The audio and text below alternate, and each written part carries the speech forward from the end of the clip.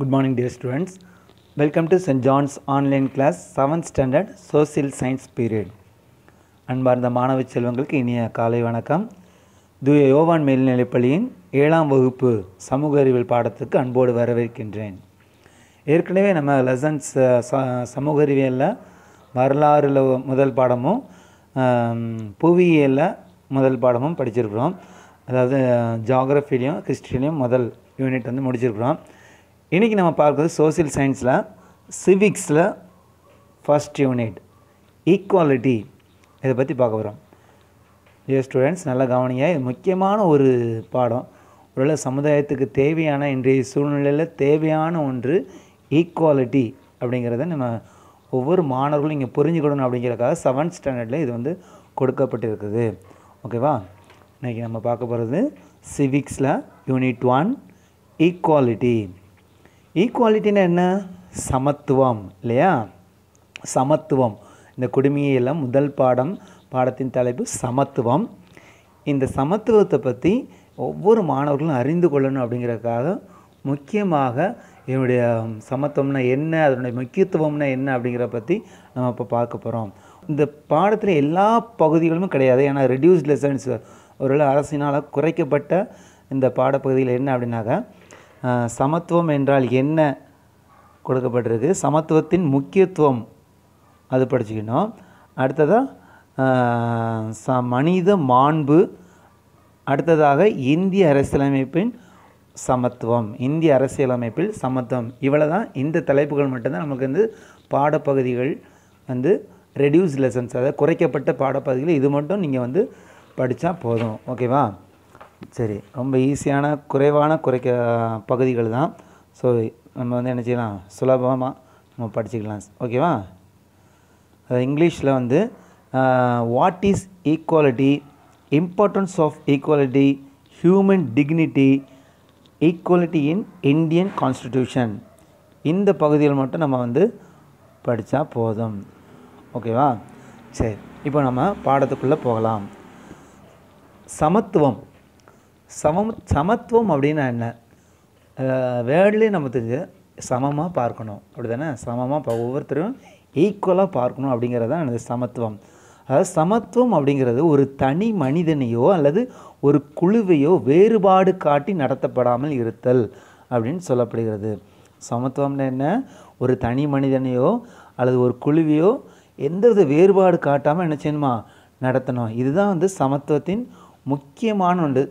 What is equality? Equality is ensuring individuals or groups that are treated differently on the basis of race, gender, disability, religion or belief, sexual orientation and age. அதான் என்ன சொல்லப்பட்டிருக்கனாக்கா, equality வந்து நம்ம வந்து என்னது, சமத்துவங்கிறது ஒரு தனி மனிதனோ ஒரு குழுவையோ இல்லை வேறுபாடு காட்டு நடத்தப்படாமல் இருக்கணும். அது மட்டும் இல்லை, சிறப்பாக பாதுகாக்கப்பட்ட இயல்புகளான இனம். ரேஸ் மீன்ஸ் என்னது, இனம். அதாவது நீங்கள் இந்த இனத்தவர் இந்த இனத்தவர் அமெரிக்காவிலலாம் கடந்த ஆண்டு பார்த்தீங்கன்னாக்க இந்த கருப்பு இனத்தவர்கள் ஒருத்தரை வந்து கொண்டுட்டாங்க இல்லையா? அப்படிப்பட்டதான இன ரீதியான வேறுபாடை பார்க்கக்கூடாது. அது மாதிரி ஜெண்டர், பாலினம். நீ ஆண் பெண், பெண்கள்லாம் இந்த வேலையெல்லாம் செய்யக்கூடாது, பெண்கள்லாம் இப்படிலாம் இருக்கக்கூடாது அப்படின்னு சொல்லி ஜெண்டர் ரீதியாக வேறுபாடு காமிக்கக்கூடாது. அது மட்டும் இல்லை, டிசபிலிட்டின்னா என்னது, இயலாமை.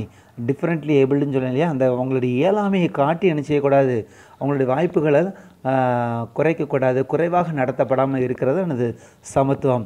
இப்போ சமீபத்தில் பார்த்தீங்கன்னா கூட அந்த ஹியரிங் இம்பேர்டு ஒருத்தங்க சமிகா பர்வின் அப்படிங்கிற காது கேளாத பெண் வந்து என்ன செஞ்சாங்க, ஒலிம்பிக்ஸில் அவங்களுக்குன்னு இந்த டெஃபெண்டன்ட் பீப்புள்னு ஒரு ஒலிம்பிக்ஸ், அதாவது அவங்க ஸ்போர்ட்ஸில் அத்லெட்டிக்ஸில் வந்து வின் பண்ணியிருக்காங்க.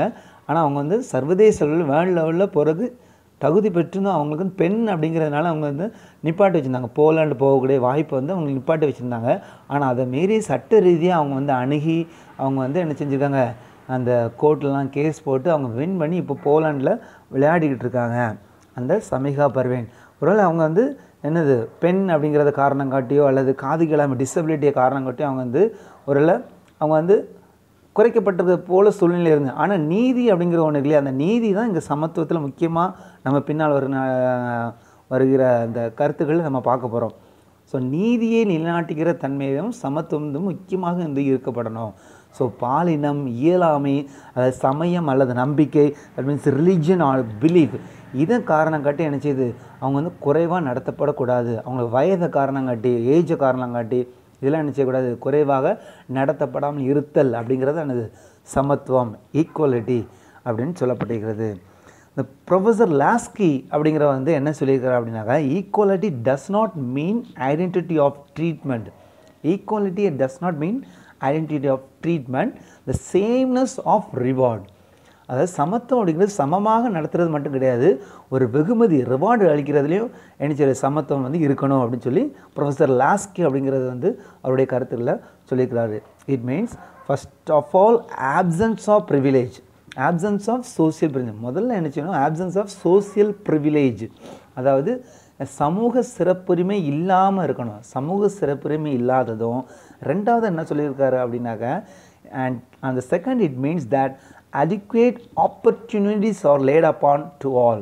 எல்லாருக்குமே சமமான போதுமான வாய்ப்புகள் வந்து வழங்கப்படுவது தான் அது ஈக்குவாலிட்டி அப்படின்னு ப்ரொஃபஸர் லாஸ்கி அப்படிங்கிறது வந்து சொல்கிறாரு. ஓகேவா, சமத்துவம் அப்படிங்கிறது வந்து சமமாக நடத்துவது மட்டுமல்ல, வெகுமதிகள் அளிப்பதிலும் சமத்துவம் இருப்பதாகும்.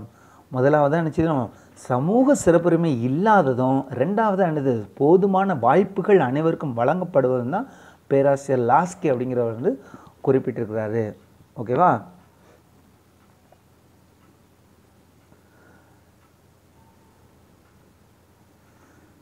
அடுத்ததான் நெக்ஸ்ட்டாக importance of equality. What is the importance of equality, அதாவது சமத்துவத்தின் முக்கியத்துவம் என்ன அப்படின்னு பார்த்தோம்னாக்க, equality is a powerful moral and political ideal that has inspired and guided human society for many centuries. ஓகேவா, அதாவது சமத்துவம் என்பது பல நூற்றாண்டுகளாக மனித சமூகத்தை ஊக்குவித்து வழிநடத்திய ஆற்றல் வாய்ந்த நீதி மற்றும் அரசியல் கோட்பாடாகும் அப்படின்னு. இது ஒரு முக்கியமான ஒரு அரசியல் கோட்பாடு, சக்தி வாய்ந்த நீதி மற்றும் அரசியல் கோட்பாடு தான் இது சமத்துவம். இது பல நூறு ஆண்டுகளாக இந்த மனித சமூகத்தை ஊக்குவித்து வழிநடத்தக்கூடிய ஒன்று தான் இது முக்கியமான ஒரு கருத்தாக சொல்லப்பட்டிருக்கு. அது மட்டும் இல்லை, the concept of equality invokes the idea that all human beings have equal worth regardless of their caste, color, gender, race or nationality. Okay, ஏற்கனவே சொன்ன மாதிரி அந்த காஸ்ட் ஜாதி ரீதியாக தன்னுடைய நிறம் வேறு கருப்பினத்தவர்கள் அப்படின்னு சொல்லாமல், ஜெண்டர் ரீதியாக அதாவது ஆண் பெண் ரீதியாக, ரேஸ் இன ரீதியாக, அதாவது நேஷ்னாலிட்டி தேசிய ரீதியாக என்ன செய்யக்கூடாது, அந்த வந்து பிரிவினைகள் இல்லாமல் சமமாக மதிப்புள்ளவர்கள் அப்படிங்கிற கோட்பாட்டை எனது கூறுகிறது ஈக்குவாலிட்டி. ஓகேவா, then the democratic ideals such as liberty, equality etc. are meaningful and effective only when they are implemented with justice. இங்கே வந்து ஜஸ்டிஸுங்கிறது முக்கியத்துவம் கொடுக்கப்படுகிறது.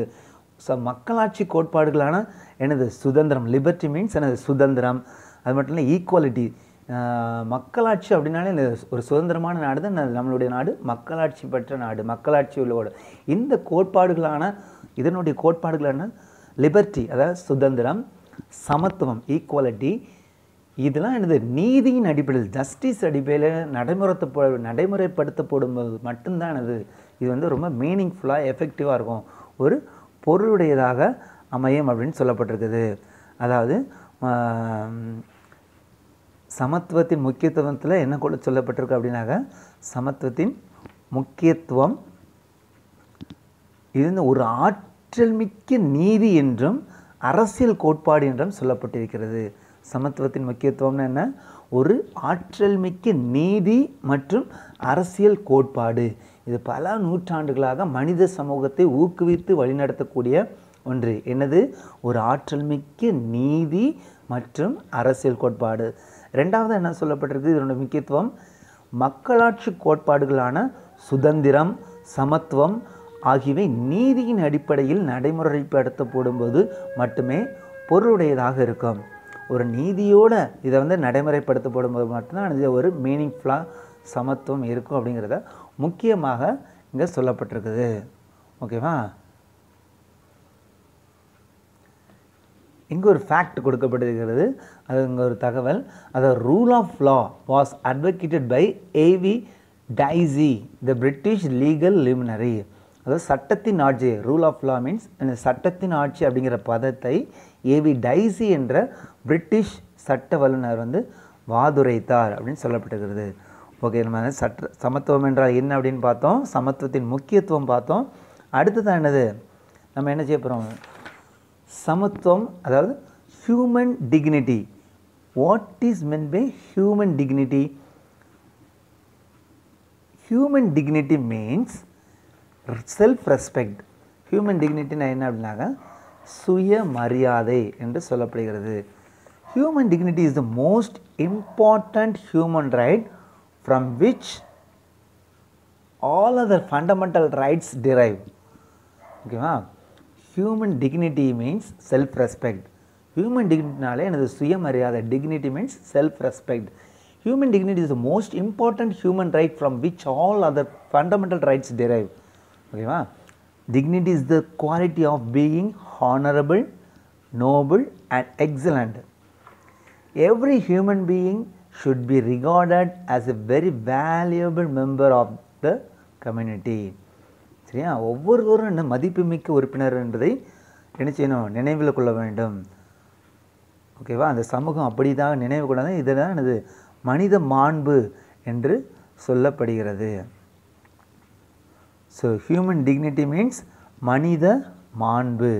மனித மாண்பு என்னது மனித மாண்பு அப்படின்னா சுயமரியாதை. ஓகேவா? சுயமரியாதை அப்படிங்கிறது என்னது, மனித மாண்பு அப்படிங்கிறது சுயமரியாதை என்று சொல்லப்படுகிறது. மனித மாண்பு ஒவ்வொருத்தருக்கும் ஒரு சுயமரியாதை உண்டு இல்லையா? எல்லாத்துக்குமே எனது மனித மாண்பு சுயமரியாதை அப்படிங்கிறது முக்கியமான ஒன்று. இது காலந்தொட்டு இருக்கக்கூடிய ஒவ்வொரு மனுஷங்களுக்கும் இருக்கக்கூடிய, அவங்களுக்கு உள்ளாரவே இருக்கக்கூடிய ஒன்று. இந்த மனித மாண்பு அப்படிங்கிறது ஒரு முக்கியமான மனிதனுடைய உரிமை என்று சொல்லப்படுகிறது. முக்கியமான மனித உரிமை. அதோடு மட்டுமல்ல, இந்த இதிலிருந்து தான், இந்த ஒரு தாட்டிலிருந்து தான், இந்த என்னுடைய உரிமை அப்படிங்கிற காரணத்துலேருந்து நினச்சிது அனைத்து அடிப்படை உரிமைகளுமே தோன்றுகின்றன. இதிலேருந்து அனது நம்ம 18 வயதானோடனே ஓட்டு போட வேண்டும் என்கிற உரிமை அப்படிங்கிற எனது உரிமை அப்படின்னு சொல்கிறோம் இல்லையா? நம்மளுடைய உரிமை, ஒவ்வொரு முக்கியமான மனிதனுடைய மாண்பு, ஒவ்வொருடைய மாண்பை வைத்து தான் அதிலிருந்து தான் எல்லா அடிப்படை உரிமைகளுமே தோன்றுகின்றன.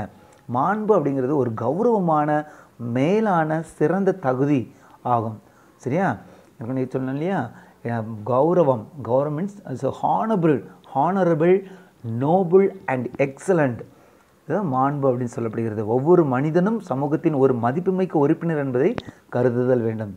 எல்லா மனுஷருக்குமே, ஒவ்வொரு மனுஷருக்குமே சமூகத்தில் இருந்த ஒரு மதிப்புமிக்க ஒருத்தர், ஒரு great valuable member of community அப்படிங்கிறத மனசில் வச்சுக்கிடணும். இதுதான் அது ஹியூமன் டிக்னிட்டி, மனித மாண்பு. ஓகேவா? Next one is equality in Indian constitution. ஓகேவா? ஈக்குவலிட்டி இன் இந்தியன் கான்ஸ்டிடியூஷன் அப்படின்னா என்னது, இந்திய அரசியலமைப்பில் சமத்துவம் அப்படிங்கிறத என்னங்கிறத பார்க்க போகிறோம். Almost the constitution of all the countries in the world have guaranteed equality.